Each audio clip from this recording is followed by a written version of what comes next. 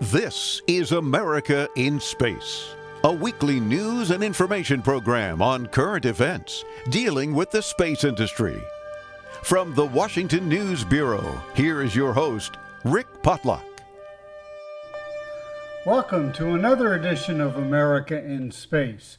In this episode, we'll explore the many reasons that NASA has improved our lives.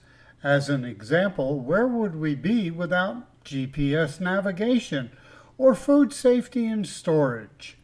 More about that in just a bit. Right now, it's time for space trivia. Here's David Denault with today's question. Rick, I have a really far-out space trivia question for you. What is the name of the only spacecraft to leave our solar system? Again, what is the name of the only spacecraft to leave our solar system? Well, you have until midnight tonight to submit your answer to info@aboutspace.today.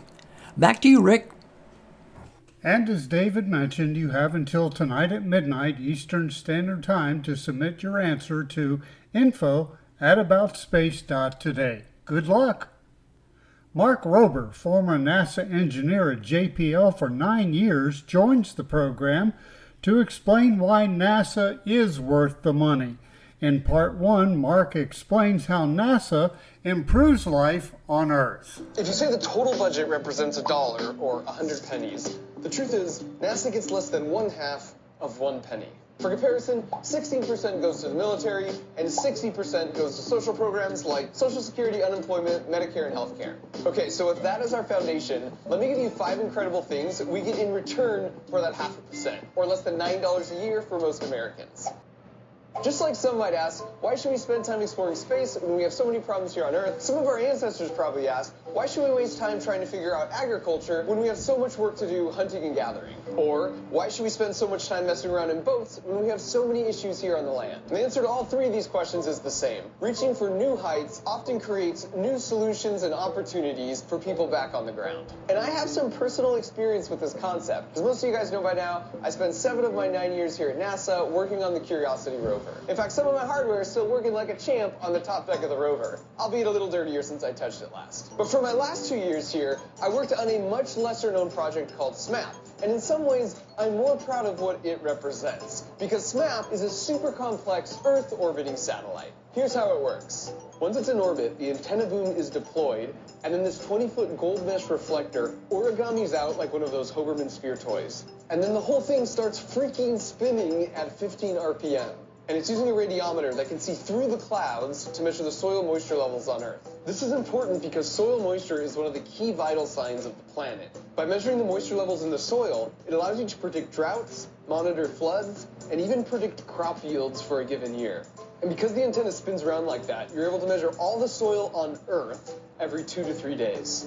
So I left before it actually launched in 2015. So the reason I am here today is to follow up with some SMAP research scientists to see how things turned out.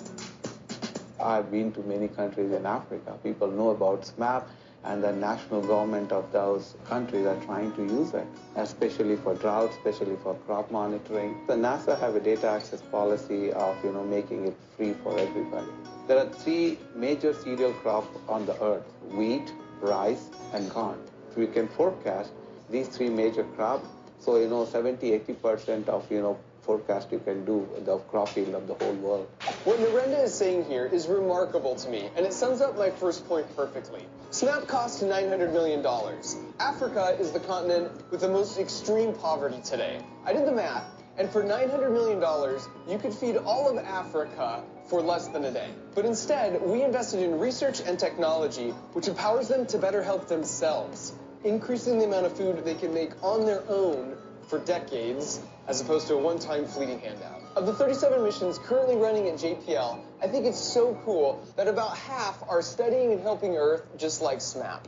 The acronym SMAP stands for Soil Moisture Active Passive Environmental Satellite, that was launched back in 2015. And the second voice you heard was that of Narendra Das, a NASA research scientist. Next week on America in Space, Mark Rober returns to explain how NASA is involved with extinction prevention here on Earth. Don't forget, you have until midnight tonight Eastern Standard Time to submit your space trivia answer to info@aboutspace.today. And David Denault will have another question on Tuesday on About Space Today. Reporting from the Washington News Bureau, I'm Rick Potlock. Thanks for listening. Be sure to share our program with your family and friends and follow us on Facebook. Join us each week for news and information on America in Space.